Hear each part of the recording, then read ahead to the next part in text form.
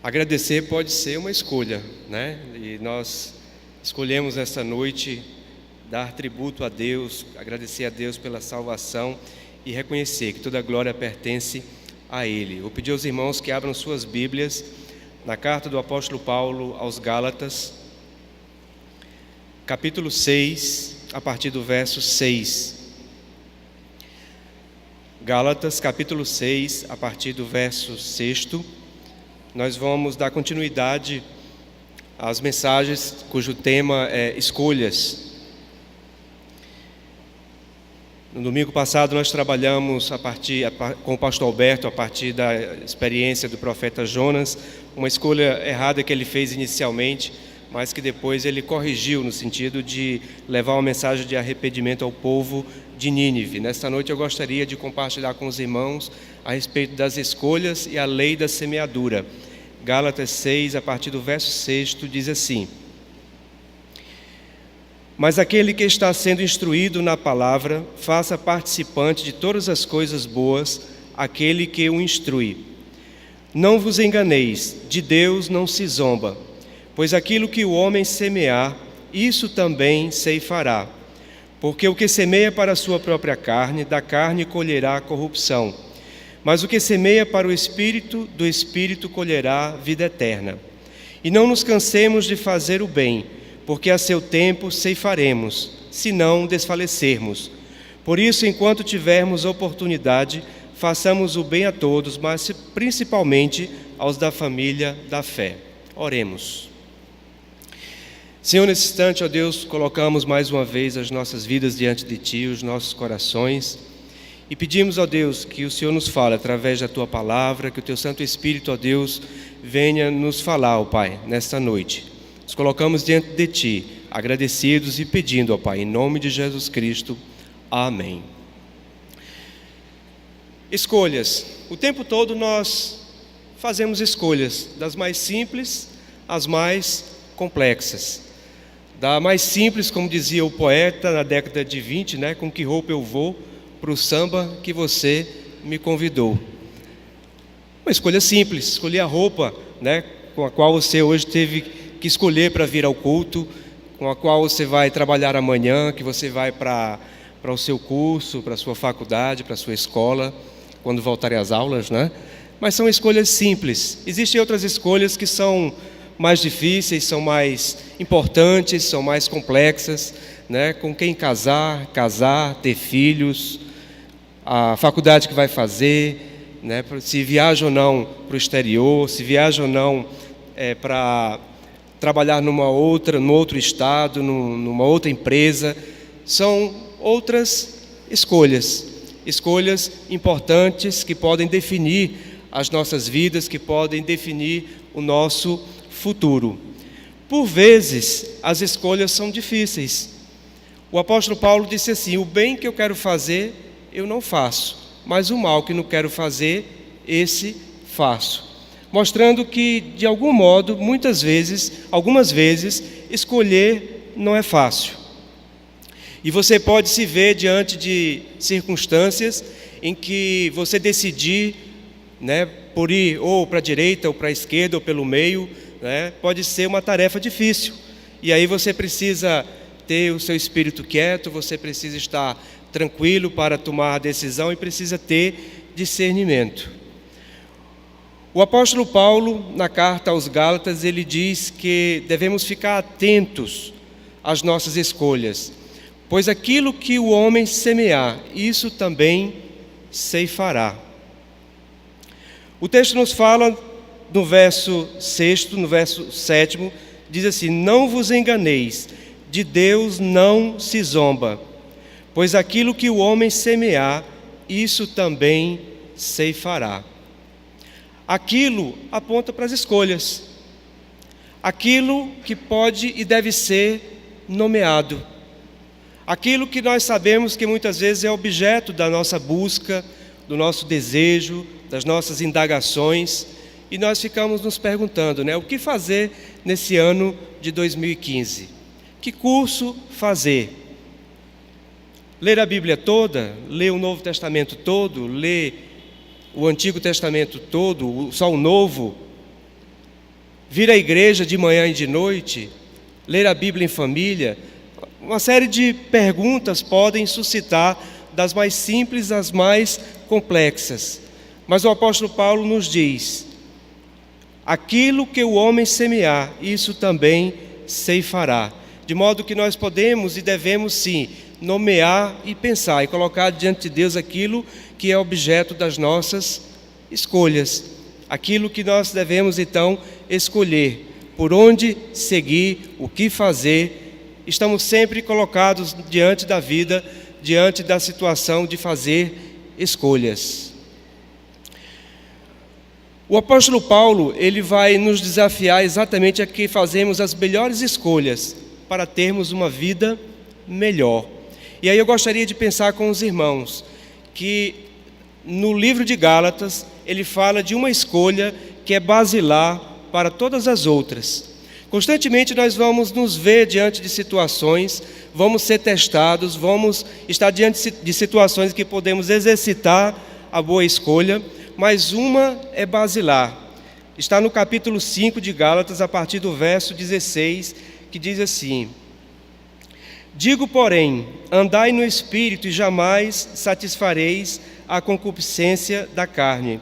Porque a carne milita contra o Espírito e o Espírito contra a carne. Porque são opostos entre si, para que não façais o que porventura seja do vosso querer. Mas, se sois guiados pelo Espírito, não estáis sob a lei. Ora, as obras da carne são conhecidas e são prostituição, impureza, lascívia, idolatria, feitiçarias, inimizades, porfias, ciúmes, iras, discórdias, dissensões, facções, invejas, bebedices, glutonarias e coisas semelhantes a estas, a respeito das quais eu vos declaro, como já outrora vos preveni, que não herdarão o reino de Deus os que tais coisas praticam. Mas o fruto do Espírito é amor, alegria, paz, longanimidade, benignidade, bondade, fidelidade, mansidão, domínio próprio. O texto nos diz: contra estas coisas não há lei, e os que são de Cristo Jesus crucificaram a carne com as suas paixões e concupiscências. Se vivemos no Espírito, andamos no Espírito. Não nos deixemos possuir de vanglória, provocando uns aos outros, tendo inveja uns dos outros. O apóstolo Paulo nos lembra que devemos estar atento àquilo que vamos semear, a semente que nós vamos lançar no solo, a semente que vai nos levar a uma colheita. E ele nos chama a atenção para uma boa semeadura, para que tenhamos uma boa vida e uma boa colheita. E, em primeiro lugar, ele nos chama a atenção para a semeadura do Espírito. O texto nos diz de duas qualidades diferentes de vida, duas qualidades que vão acontecer dentro dos nossos corações, que podem uma ou a outra acontecer. Vai depender qual é que você vai alimentar. Mas ele diz que as obras da carne e o fruto do Espírito são coisas inconciliáveis. Ou você alimenta um, ou você alimenta o outro.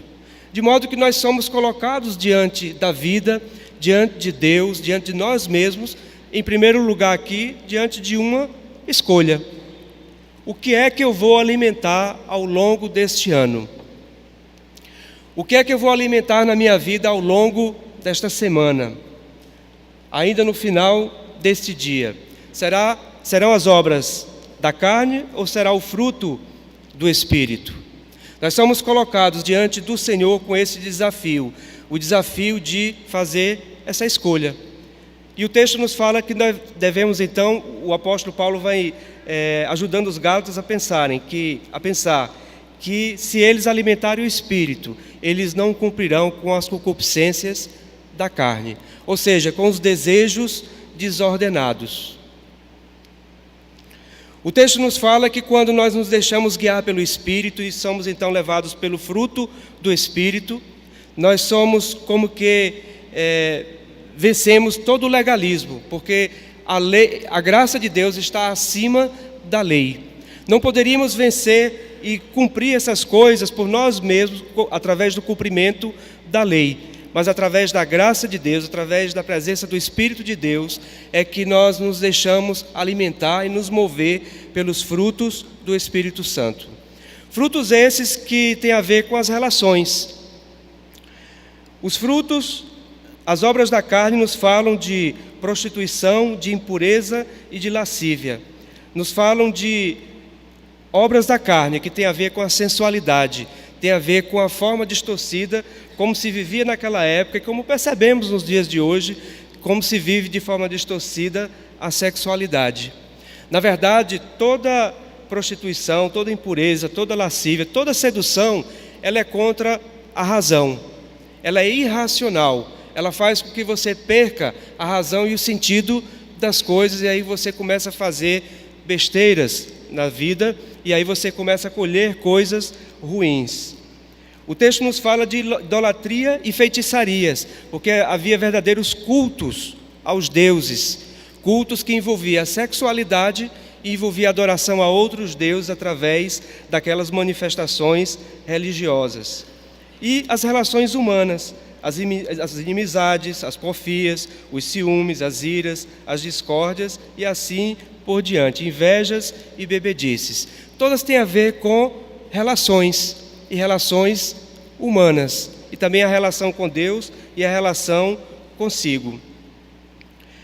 Mas o fruto do Espírito também tem a ver com relações, tem a ver com a relação consigo mesmo, o amor, a alegria, a paz.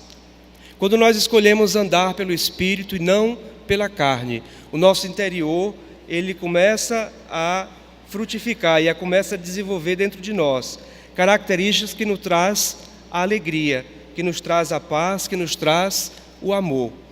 O restante dos frutos do Espírito Santo nos fala de relações humanas, de longanimidade, benignidade, bondade, fidelidade, mansidão, domínio próprio, que também fala de si, mas que se prova nas relações humanas.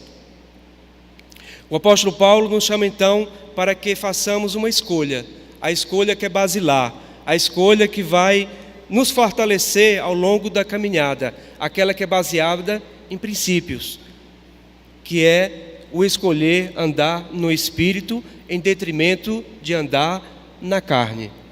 Portanto, o apóstolo Paulo, ao dizer que devemos olhar para aquilo que o homem semear, porque isso mesmo ele ceifará, aquilo aponta para uma escolha que nós podemos fazer hoje e ao longo deste ano, que é andar no Espírito.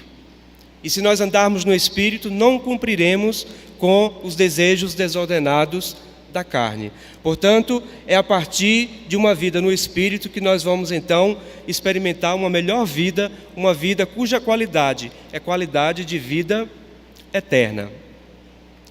Ainda no capítulo 5, a partir do verso 13, ele diz assim: porque vós, irmãos, fostes chamados à liberdade, porém não useis da liberdade para dar ocasião à carne.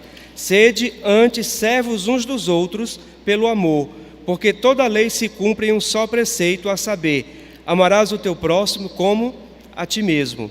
Se vós, porém, vos mordeis e devorais uns aos outros, vede que não sejais mutuamente destruídos. E aí ele continua: digo, porém, andai no Espírito. Ou seja, quando nós andamos no Espírito, na verdade, quando andamos no Espírito, a escolha que nós fazemos, ela traz uma implicação ética. Uma ética que passa pelas relações humanas. Uma ética em que o apóstolo Paulo vai nos falar da responsabilidade que temos com aquilo que nós temos nas nossas mãos. Temos liberdade de fazer o que nós quisermos, mas nós temos também responsabilidade para com o outro. Temos responsabilidade para com os nossos familiares. Temos responsabilidades para com os transeuntes na rua. Temos responsabilidades que Deus nos coloca para que venhamos a viver uma vida eticamente sadia, para que colhamos aquilo que há de melhor, para que colhamos e vivamos uma vida cuja qualidade é de uma vida eterna, marcada pelos frutos do Espírito Santo. Portanto, quando eu ando no Espírito, na verdade eu sou chamado a essa responsabilidade. O tempo todo eu sou provado a agir eticamente ou a não agir eticamente, a agir em respeito ao próximo ou agir em não respeito ao próximo. Na verdade, essa qualidade ética da relação com o Espírito de Deus, com seu Filho Jesus Cristo, há de nos colocar a responsabilidade e uma marca do cristão. O cristão, ele nasceu para servir. E quando eu falo em servir, eu não digo simplesmente servir na igreja, mas servir a partir da sua vida.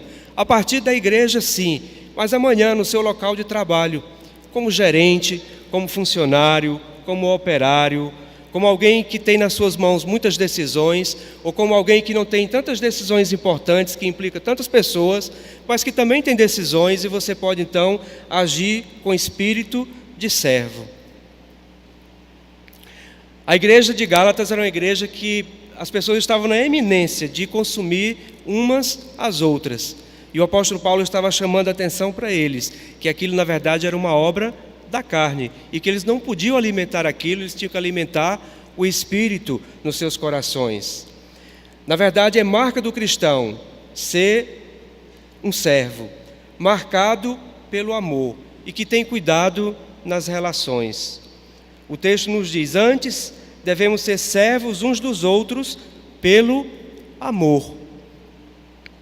Porque toda lei se cumpre em um só preceito, a saber, amarás o teu próximo como a ti mesmo. Se vós, porém, vos mordeis e devorais uns aos outros, vede que não sejais mutuamente destruídos.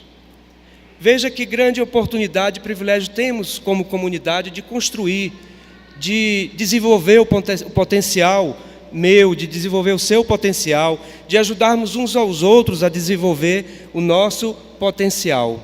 Em vez de destruir, na verdade nós precisamos construir, dar a mão àquele que está precisando, prestar os ouvidos àquele que está necessitando de alguém, de um consolo, diminuir talvez o nível de crítica, ou fazer uma crítica construtiva, uma crítica que junto com ela vem também o apoio e aquilo que pode ajudar a construir a relação. Portanto, nós, para termos uma vida melhor, uma vida com qualidade de vida eterna, devemos escolher andar no Espírito. E isso implica, então, numa responsabilidade, tem implicações éticas, implicações nas relações que devemos ter uns com os outros. Escolher é um primeiro passo. Às vezes até escolhemos as melhores coisas, mas precisamos também permanecer nas boas escolhas. Quantos aqui decidem no início do ano: esse ano eu vou ler a Bíblia toda, ou vou ler todo o Novo Testamento, ou vou ler algumas porções da Bíblia? E aí começa o corre-corre, começa o horário de trabalho, começa o horário da escola dos meninos, começa a necessidade de fazer pós-graduação e mestrado e doutorado, começa uma série de coisas e demandas que vêm de fora, que daqui a pouco você já não permanece naquilo que você colocou como propósito para a sua vida, para o seu crescimento espiritual. E tantas quantas outras escolhas e decisões que fazemos, que às vezes no caminhar nós não permanecemos. O texto vem nos falar no verso 9 do capítulo 6: e não nos cansemos de fazer o bem, porque a seu tempo ceifaremos, se não desfalecermos. Na verdade, aquele que se propõe a andar no Espírito, por ser uma luta entre a carne e o Espírito, muitas vezes vai ser tentado, vai querer desistir, muitas vezes vai passar pelo pensamento, pelo coração, de não dar continuidade à sua caminhada. Você talvez desista de algumas relações, desista de perdoar, talvez desista da sua relação conjugal. Tem gente que desiste do seu emprego, tem gente que até adoece. Mas a palavra de Deus nos diz que devemos fazer o bem sempre e não cansarmos, porque no tempo certo nós colheremos. No tempo certo nós vamos poder ter a alegria e a gratidão da colheita, da boa semente que nós escolhemos. Mas para isso é preciso permanecer, é preciso ter perseverança. João capítulo 15, pelo menos 8 vezes, ou 7 vezes, ou talvez 8 vezes, ele vai falar da palavra permanecer, a partir do verso 1. Ele diz assim, Jesus Cristo falou: eu sou a videira verdadeira, e meu Pai é o agricultor. Todo ramo que estando em mim não der fruto, ele o corta, e todo o que dá fruto limpa, para que produza mais fruto ainda. Vós já estáis limpos pela palavra que vos tenho falado. Permanecei em mim, e eu permanecerei em vós. Como não pode o ramo produzir fruto de si mesmo, se não permanecer na videira, assim nem vós o podereis dar, se não permanecerdes em mim. Eu sou a videira, vós os ramos. Quem permanece em mim e eu nele, esse dá muito fruto, porque sem mim nada podeis fazer.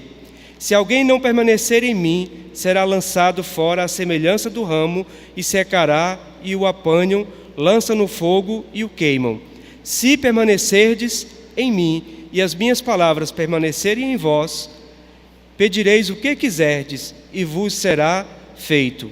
Nisto é glorificado meu Pai, em que deis muito fruto, e assim vos tornareis meus discípulos. Como o Pai me amou, também eu vos amei. Permanecei no meu amor. Se guardardes os meus mandamentos, permanecereis no meu amor, assim como também eu tenho guardado os mandamentos de meu Pai, e no seu amor permaneço. É muito permanecer. Primeiro desafio para cada um de nós ao longo de 2015, fazer as escolhas. O apóstolo Paulo nos chama atenção para a melhor escolha, que é andar no Espírito. Nos chama atenção para a responsabilidade ética que temos para com o próximo, para com as pessoas que estão ao nosso redor. E para isso nós vamos como que exercitar a nossa vida e a nossa caminhada naquilo que Deus nos dá como oportunidade para viver, a partir das relações que nós vivemos aqui na igreja, na família, no trabalho.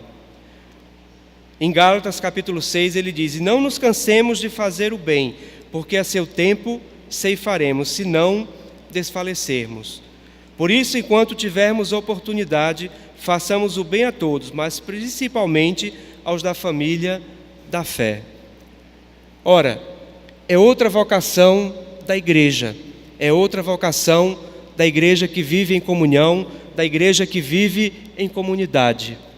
É que, de fato, nós procuramos e devemos olhar para aqueles que estão próximos. Talvez você possa dizer assim: às vezes eu não vejo isso. Sim, nós somos humanos, somos pecadores, somos errantes. Por isso que o apóstolo Paulo escreveu a carta aos Gálatas, para exortar que todos nós aqui, por vezes, também não olhamos para aquele que está próximo de nós, mas para que nós possamos olhar para aquele que está próximo de nós. E como disse lá na parábola do bom samaritano, Jesus Cristo inverteu a pergunta do fariseu, do homem que fez a pergunta, e ele disse: quem foi que se aproximou do homem que estava necessitado, senão aquele samaritano? Então, muito mais do que olhar aquele que está próximo, é nos aproximarmos daquele que está próximo de nós. Provavelmente aquela comunidade, as pessoas não estavam atentas às necessidades daqueles que estavam próximos e que por isso você tinha conhecimento das suas necessidades. Por isso que ele teve que chamar a atenção daqueles cristãos, para que eles fizessem o bem principalmente, né? Ele fala de todos, não exclui, mas principalmente aos da família da fé. Deus, ele vai colocar justamente aqueles que estão próximos de nós, aquele que de repente passa pelo seu pensamento agora: o que é que eu posso fazer? Que bem eu posso fazer? E que na verdade é uma oportunidade que eu tenho de, fazendo o bem para essa pessoa, andar no Espírito, de ter responsabilidade ética para com ela e de exercitar aquilo que Deus coloca nas minhas mãos, para que na medida que eu vou caminhando, mesmo com os erros, mas cada vez mais errando menos e acertando mais, em vez de destruir, construir, em vez de colocar para baixo, colocar para cima, em vez de fazer com que pessoas morram com seus projetos, que elas possam viver e colher bons frutos. Esperemos enquanto nós plantamos, porque no tempo certo nós colheremos. Que o ano de 2015 seja marcado pela melhor escolha, que é andar no Espírito de Deus, no Espírito de Cristo. Que nós venhamos a ter esse feeling, que venhamos a ter essa sensibilidade, esse sentimento para aqueles que estão próximos de nós, e que nós venhamos a ter espírito de servo, que venhamos a servir em amor, que venhamos a olhar para aquele que está do nosso lado, e que venhamos a ser perseverantes, a fim de que, através da palavra do Senhor, através daquilo que Ele coloca nos nossos corações, através do Seu Santo Espírito, venhamos a colher, no final do ano, os melhores frutos para uma vida melhor. Que Deus nos abençoe. Oremos nesse instante. Senhor, mais uma vez colocamos, ó Deus, as nossas vidas e os nossos corações diante do Senhor. Gratos, ó Deus, por Tua graça, gratos, ó Deus, por Tua palavra que nos exorta, por Tua palavra, ó Deus, que nos lembra da graça que encontramos em Teu Filho Jesus Cristo, das consolações do Teu Santo Espírito, ó Deus, que vai nos falando, vai nos mostrando, ó Deus, quando nós não agimos da melhor forma, quando nós estamos diante de dificuldades para tomar decisões, mas nós sabemos que o Teu Santo Espírito está conosco. Por isso, ó Deus, colocamos as nossas vidas e os nossos corações diante de Ti, para que a partir da Tua palavra, a partir, ó Deus, da ação do Teu Santo Espírito, nós venhamos, ó Deus, a fazer as melhores escolhas do ano, que venhamos, ó Deus, a plantar a boa semente, a excelente semente, para que venhamos a fazer uma excelente colheita, ó Deus. Nos abençoe e nos dirija, em nome de Jesus Cristo. Amém, Senhor. Amém.